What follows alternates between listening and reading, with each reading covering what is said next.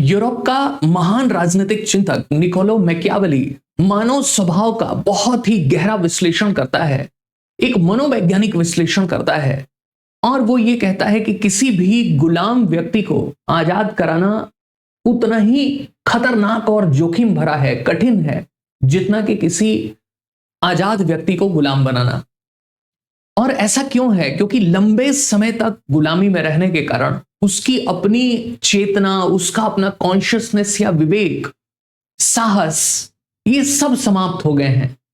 तो बड़ा आसान है ऐसे व्यक्ति को लंबे समय तक गुलाम बनाए रखना। और ये 15वीं 16वीं शताब्दी की राजनीति के बारे में भी उतना ही सही था जितना कि आजकल की राजनीति के बारे में है। खास करके भारत में आप इसको देखेंगे तो ऐसा महसूस होगा कि हमें पता है कि कोई राजनेता झूठ बोल रहा है, फालतू के वादे कर रहा है, जुमले फेंक रहा है, चुनाव जीतने के लिए वो ऐशो आराम की जिंदगी जी रहा है, वो अय्याशी की जिंदगी जी रहा है, जनता के लिए कुछ भी नहीं कर रहा है, भ्रष्टाचार में आकंठ डूबा हुआ है। फिर भी हम उसको मसीहा मान के बैठे हुए हैं, अपने जाति का, अपने क्षेत्र का, अपने धर्म का। ऐसा क्यों कर रहे हैं? क्योंकि हमारी मानसिकता ही गुलामी की हो गई है और हम उस कुएं के मेढक जैसा व्यवहार कर रहे हैं जो मान रहा है कि मेरी पूरी दुनिया यही है। और यही वजह है कि विभिन्न पार्टियों में अलग अलग समर्थक नेताओं का समर्थन करते दिखाई देते हैं। और आज की राजनीति ऐसी है कि यहां पे हर व्यक्ति बहुत सारे दावे करता है।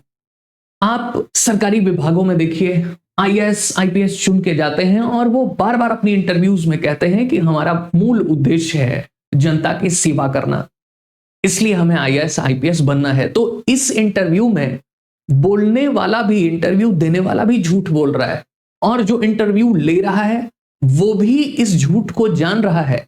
दो झूठे मिलके इस बात को तय कर रहे हैं कि झूठ को कितनी शानदार तरीके से किसने बोला और उसी के आधार पर सारे अंक दिए जाएंगे। और यही व्यक्ति जब प्रशासन में जाएगा तो आकंठ भ्रष्टाचार में डूब जाएगा।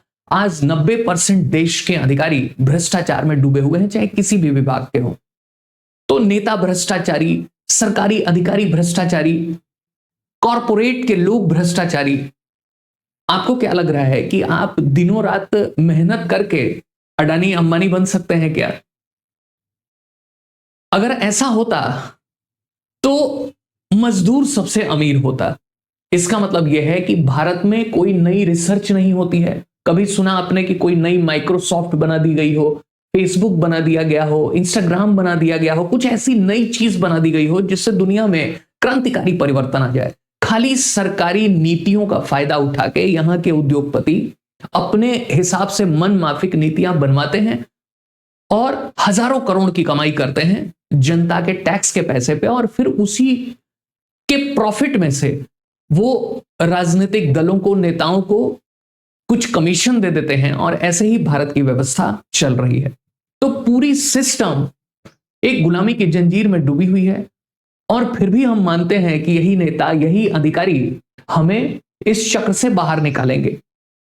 आज की राजनीति पे देखिए, जैसे आज विपक्षी दल कहते हैं कि आज बीजेपी की सरकार ने केंद्र में 11 साल से लूट मचा रखा है, संविधान की हत्या कर दी है, ईडी का मिसयूज किया है। तो उसके पहले क्या हो रहा था? एक समय ऐसा था जबकि यूपीए 2 की जब सरकार बनी थी 2009 में, भयंकर भ्रष्टाचार के आरोप थे, चाहे वो 2G स्कैम हो, चाहे वो कोल स्कैम हो, चाहे वो किसी भी तरीके का स्कैम हो। खूब सारे भ्रष्टाचार की वजह से ही तो भ्रष्टाचार विरोधी आंदोलन भारत में खड़ा हुआ। तो जो पीछे की सरकारों ने किया है उसी बात को आगे की सरकारें आगे बढ़ाएंगी। राजनीति का मिसयूज किया गया अपने राजनीतिक विरोधियों को शांत करने के लिए। पहले कांग्रेस को बोलते थे, पहले सीबीआई को बोलते थे कांग्रेस ब्यूरो ऑफ इन्वेस्टिगेशन, वही काम आजकल ईडी कर रही है। तो हम अपने राजनेताओं में मसीहा ढूंढने की कोशिश करते हैं, उद्योगपतियों को समझते हैं कि ये समाज के लिए योगदान कर रहे हैं, सरकारी अधिकारियों को सोचते हैं कि ये सेवा कर रहे हैं, लेकिन सब आकंठ डूबे हुए हैं और हम गुलामी में हैं। इसलिए हम ये निर्णय नहीं कर पा रहे हैं कि कौन हमारा अपहरण करता है, कौन हमारी भावनाओं के साथ खेल रहा है।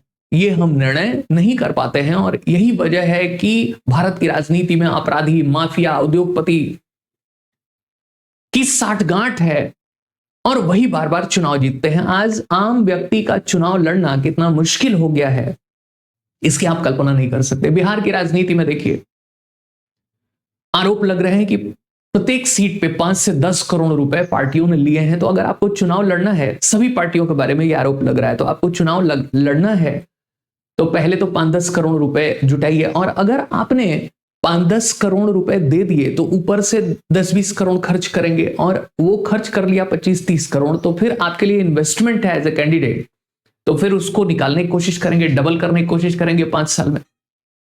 तो 50 करोड़ बनाने के लिए आकंठ भ्रष्टाचार में डूबना होगा, अपराध में डूबना होगा। और यही वजह है कि ये शक्ल सूरत नहीं बदल रही है। जनता के सामने खाली एक इमेज क्रिएट कर दी जाती है कि फला नेताजी मसीहा हैं और वो बदलाव कर देंगे, लेकिन इसका कोई मतलब नहीं होता। तो वही बात पे कहता है निकोलो मैकियावेली कि हम गुलामी की मानसिकता में जी रहे हैं और हम उससे बाहर भी नहीं निकलना चाहते। 1990 से लेकर और 2005 तक ये दौर 15 साल का लालू यादव इसमें मुख्य भूमिका में थे। और एक समय इंडिया टुडे की एक कवरेज रिपोर्ट थी, उस समय मीडिया थोड़ी स्वतंत्र हुआ करती थी, तो 800 करोड़ का अपहरण उद्योग विकसित हो गया था बिहार के अंदर में। हालांकि इनको कहते हैं कि इन्होंने निम्न जातियों में स्वाभिमान की भावना भरी। तो वो स्वाभिमान किस तरीके का था कि अगर कोई एक गोली चलाए तो तुम 2 गोली चलाओ, और इस तरीके से इन्होंने अपराध को संरक्षण दिया, प्रोत्साहन दिया। तो 800 करोड़ रुपए का अपहरण उद्योग विकसित हो गया था उस जमाने में, और पूरे देश के अपहरणकर्ता वो वहीं पे इकट्ठा होते थे, वहीं पे साजिशें रची जाती थी। एक मिनी तालिबान था वो। हालांकि कुछ लोग कहते हैं कि इनके आने से निम्न जातियों में या तथाकथित जो है वहां का समाज है, जो निचला तबका है, वो आत्मविश्वास से भरपूर हुआ। तो उसमें कुछ सच्चाई हो सकती है, क्योंकि हमारे यहाँ जाति का ढांचा भी देश को बर्बाद करने में एक महत्वपूर्ण भूमिका के रूप में रहा है। इसकी चर्चा कभी हम दूसरे क्लास में करेंगे, दूसरे सेशन में करेंगे। तो कहने का मतलब यह है कि जो व्यक्ति लंबे समय तक गुलामी में रहा है, वो इन नेताओं में मसीहा ढूंढने की कोशिश करेगा। और ये इसका एक वैज्ञानिक कारण है, एक स्टॉकहोम सिंड्रोम कहा जाता है। ये बड़ा ही एक महत्वपूर्ण विचार है वेस्टर्न दुनिया में, पाश्चात्य जगत में। स्टॉकहोम सिंड्रोम है क्या? स्टॉकहोम, जैसा आप जानते हैं कि ये स्वीडन की कैपिटल है, राजधानी है, और यहां एक 1973 में एक घटना घटती है। घटना क्या है कि एक व्यक्ति जो आदतन अपराधी है और वो एक सार्वजनिक परिसर में आता है, शायद एक बैंक है, और वहां पे वो कुछ लोगों को बंधक बना लेता है और उनको एक स्टोर रूम में कैद कर देता है, जिसमें 3 महिलाएं हैं, 1 पुरुष है। और वो ये डिमांड करता है कि मेरे साथी अपराधी को सरकार छोड़े, नहीं तो हम इनको मार देंगे। ये लगभग 6 या 7 दिन, 1 हफ्ते तक ये पूरा वार्ताक्रम चलता है। ये उस दौर में एक नई तरीके की घटना है।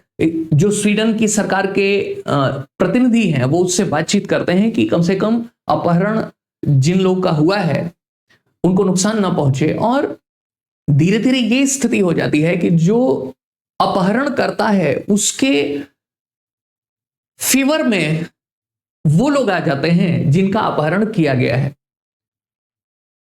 इसमें जब अपहरणकर्ताओं, खास करके एक अपहरण करता है, बाकी उसका साथी जेल में है, तो उसके लिए एक सिंपैथी हो जाती है। ये मानने लगती है, वो जो महिलाएं हैं या जो एक पुरुष है, वो ये मानने लगते हैं कि मुख्य विक्टिम कौन है जिसने अपहरण किया है, हम नहीं है। उसके लिए एक सिंपैथी हो जाती है, सहानुभूति हो जाती है, एक एम्पैथी हो जाती है, समानुभूति हो जाती है। वो कष्ट फील होने लगता है, उसकी समस्या का निराकरण करने की कोशिश होने लगती है। अथॉरिटीज चाहती हैं कि अपहरणकर्ता से लोगों को छुड़ाया जाए, और ये वहां से छूटना नहीं चाहते हैं, अथॉरिटीज को ही मुख्य दुश्मन मानने लगते हैं। अपहरणकर्ता के लिए एक एक प्यार की भावना जन्म ले लेती है, वो उसको छोड़ के नहीं जाना चाहते हैं।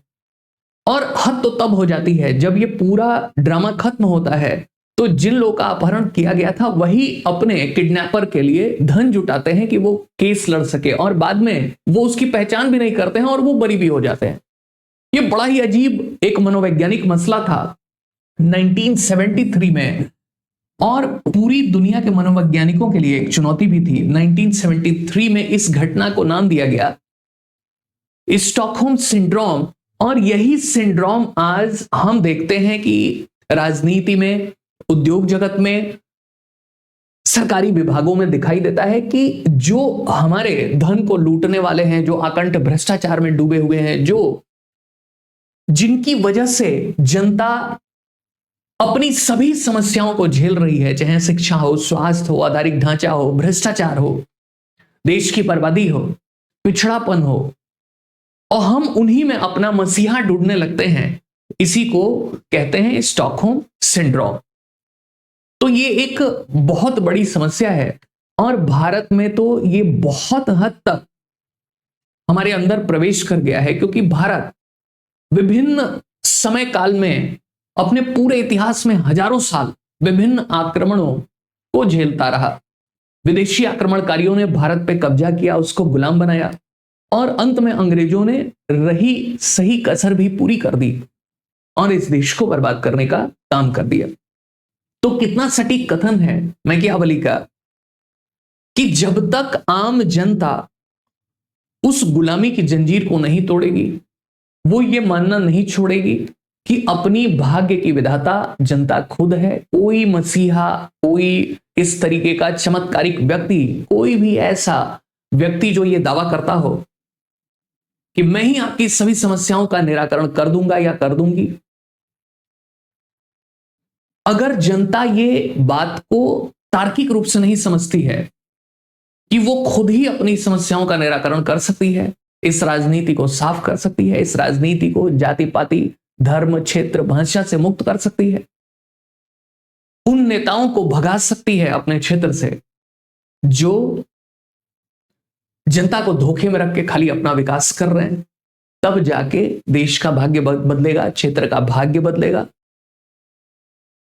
नहीं तो जब तक हमारे अंदर नेताजी के साथ, अधिकारियों के साथ फोटो खिंचाने की भावना चलती रहेगी कि जिससे चार लोग हमें आसपास के बहुत बड़ा आदमी समझें, तब तक कुछ भी नहीं होने वाला है। इसीलिए निकोलो मैकियावेली को चाणक्य के समकक्ष रख सकते हैं।